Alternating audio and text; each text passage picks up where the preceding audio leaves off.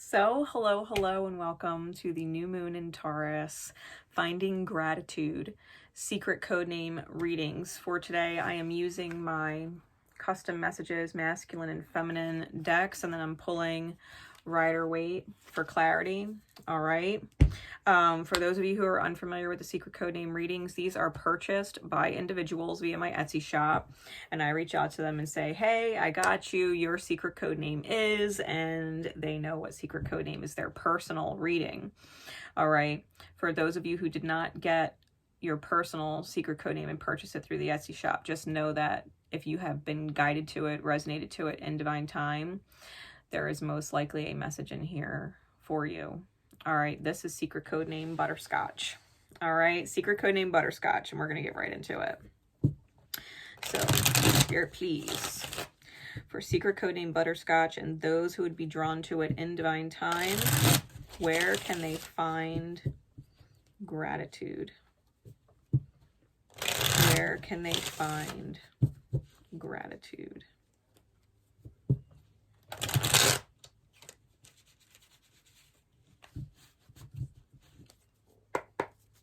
Where can they find gratitude?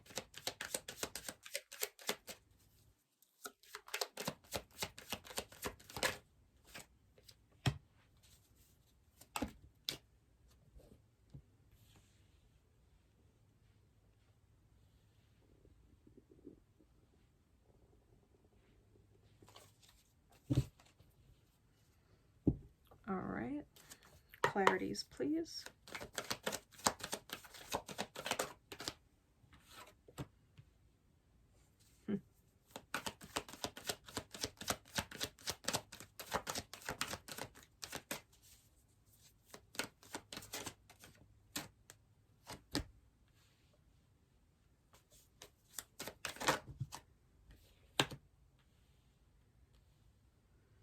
All right.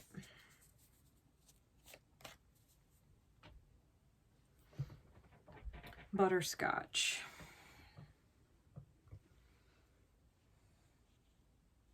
This reminds me of the message that I got for Blue Elephant. Okay.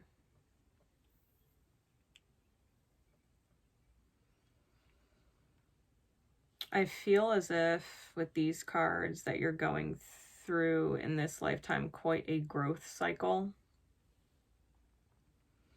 You don't necessarily understand why you choose the things you choose, because you're almost constantly having to reinvent yourself or rise from the ashes like the phoenix type thing. You are making choices in your highest good, whether you realize it or not, right? With these two cards. Whether you realize it or not, you are making choices in your highest good. Please forgive yourself for not knowing why you manifest what you manifest, especially if you're constantly feeling like it sucks. Right now, you might feel like you're paranoid and don't trust anyone. Okay, because maybe every time you trust someone, it ends up hurting. When the reality is you are a master manifester and you shine. You shine in the dark space of other people.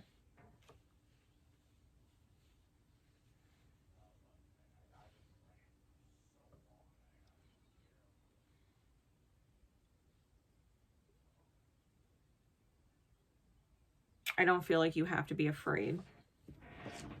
I think you were contracted to cross paths with certain souls and be drawn to certain souls because there was healing that needed to take place for them.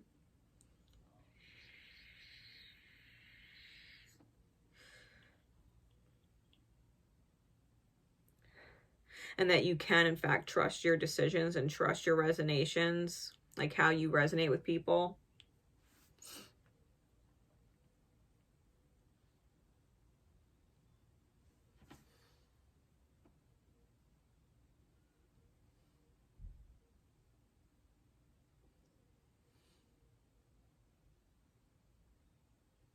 But you might also want to check why you're drawn to them, what the common theme is.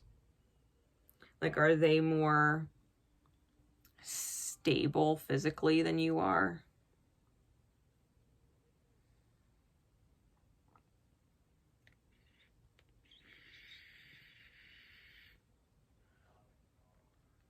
They inspire you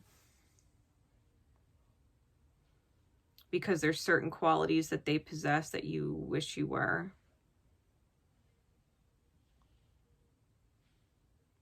And through your experience with them, like, you're witnessing how to do it. I think it's a matter of application.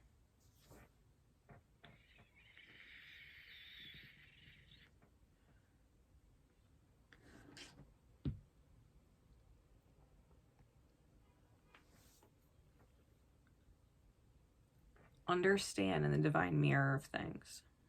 Okay.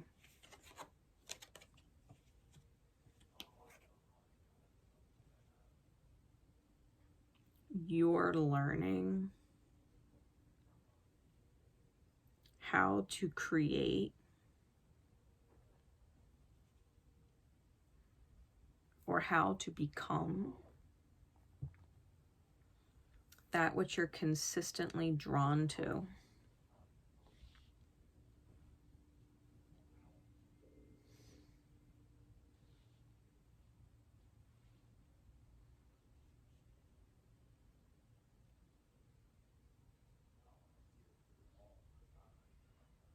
That you don't need to seek it outside of yourself, that you can create it from within yourself and end those cycles.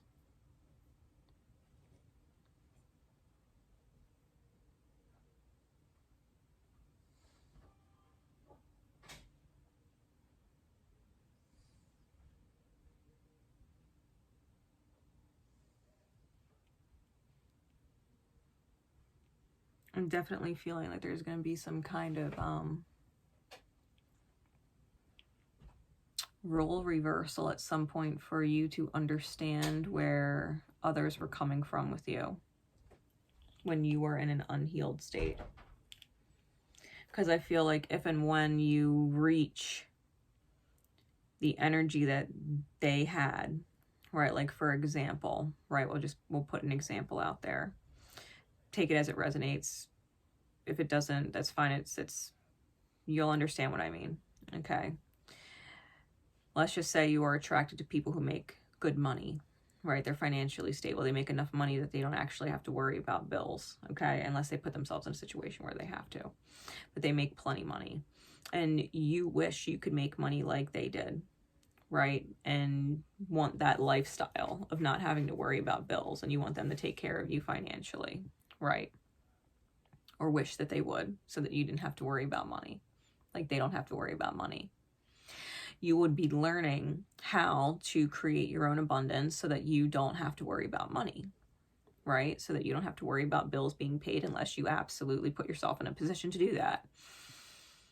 And if and when you reach that point where you are financially abundant and able to pay for anything for whatever, whoever, you would manifest someone who feels like they can't create their own stability and is looking to you to provide for them, take care of them, so that they don't have to worry about money. They're going to be looking to you as an out for their financial problems, right? Or their financial instability. Okay. And you would learn from there why that energy is not appealing to you as a stable manifester. Why it is unappealing to cater to someone who is not in the same position that you are currently in, especially because you used to be in their shoes and you know what was required of you to become financially stable to where you didn't have to worry about money energy, right? You know the process that you went through. You would be as turned off by someone in your position as someone else is turned off by your position. You know what I mean? You would learn that so that you don't take their rejection of you personal. It's a rejection of the energetic alignment, because the alignment is not in sync. Someone who is financially abundant or stable cannot stay in alignment with someone who is not financially abundant or stable. Or at least putting an equal energetic exchange for it, right? Equal energetic exchange for it.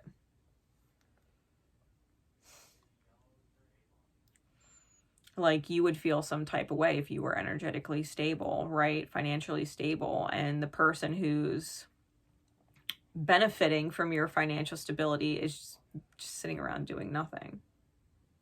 Or they could be making more of an effort and they're not. Or they could be making your life a hell of a lot easier and they're not. Like, they could be taking other responsibilities off your plate, but they're not.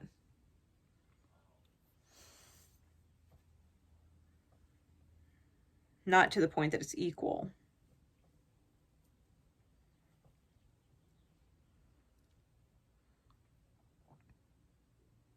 Whether you realize it or not, you are making your highest good choices, because this lesson is necessary. This is about you bringing your best self forward. Finding gratitude. Find gratitude for the lessons that you've been through with the rejection from people, because they're showing you where your energetic alignment can improve, what you're capable of. In your divine mirror, they're showing you what you're capable of.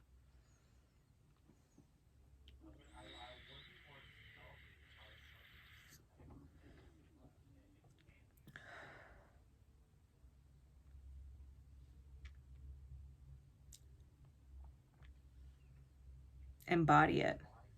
Embody what you want to attract. Embody what you want to attract. If you want to attract someone who's financially stable, then you yourself have to become financially stable. If you are financially stable and you want someone who nurtures and provides for you in other ways and takes care of you in other ways and removes burden from you in other ways, then you have to become the nurturer and the caretaker, the provider in another way, right? Removing the burden off of someone else. It has to be equal. Because you're in their mirror for a divine reason too. Okay.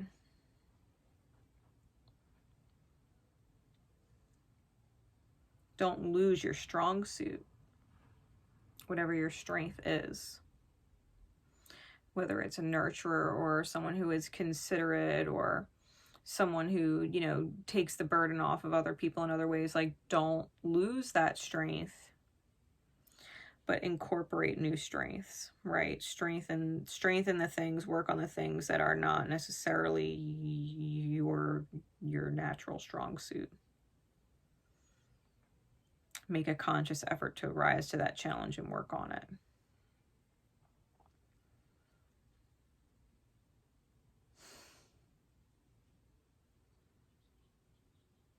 If you're paranoid and don't trust anyone, it's because you don't trust yourself to be the energy that you want to manifest in your outer experience.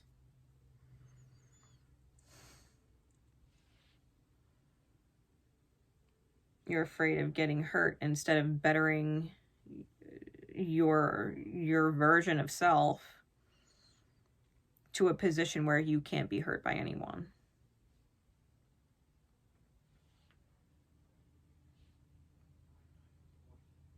Because we can be hurt when someone says we're not good enough if we know in some which way, shape, or form that we aren't good enough, because we're not putting our good enough forward.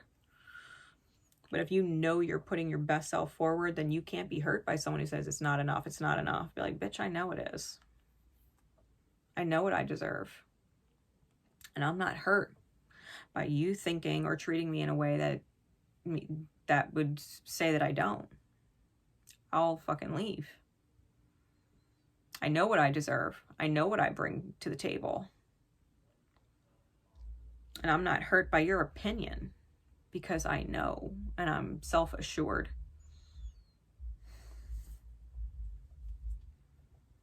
If someone's hurt because they don't feel good enough or were made to feel not good enough, well, That's because on some level they know they're not. They know they're not. They're not bringing their best self forward. They want their lacking self, their half-ass self, their 99% that's not 100 self to be good enough, and it's not. 99% is not 100. You're either bringing your best, or you're bringing something close, or you're not, or you're bringing something else altogether, but it's not your best. Your best is your best for a reason.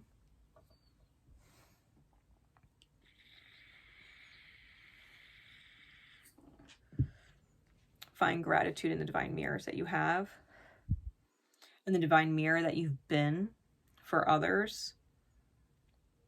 Find gratitude for the lessons and build from there. Bring your best self up from there. Because you wouldn't get this message if you weren't capable. And they wouldn't be in your divine mirror of experience if you weren't capable.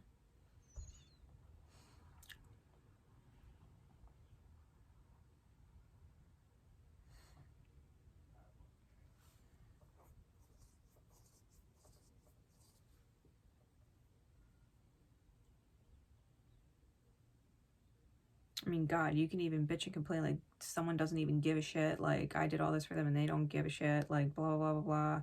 Like, maybe you need to embody that energy. Like, yeah, I did all this shit for them, but I don't give a shit. Like, I'm not going to feel some type of way because it's energy spent. Once energy is spent, it's gone. Like, you don't expect it back. Maybe, you know what I mean? Like, there's a mirror for everything. It just needs to be applied correctly. If someone's a narcissist, I'm not saying be a narcissist, you know, but if someone cares about themselves, focuses solely on themselves, isn't hurt by other people, or at least doesn't show that they're hurt by other people when other people don't show up for them the way that, you know, they would desire them to show up for them, then take that lesson on for yourself. You know what I mean?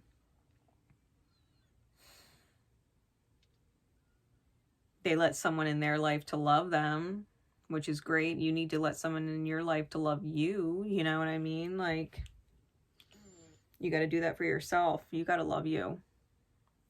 If things misalign, it's because there's a reason. Things will always result in some kind of separation unless there is complete alignment and stability and alignment. And that only happens when you bring your 100% best self to the table. And that's it. Okay. A secret code name Butterscotch. So if you haven't dropped a like already, please do. It helps me and the channel. Leave a comment. Let me know if it resonated with you. And if this is in fact your secret code name, I greatly appreciate any and all reviews in my Etsy shop. All right. I always appreciate reviews, especially if you can understand this and it resonated with you. All right. So until next time, my love and support is with you always. Take care.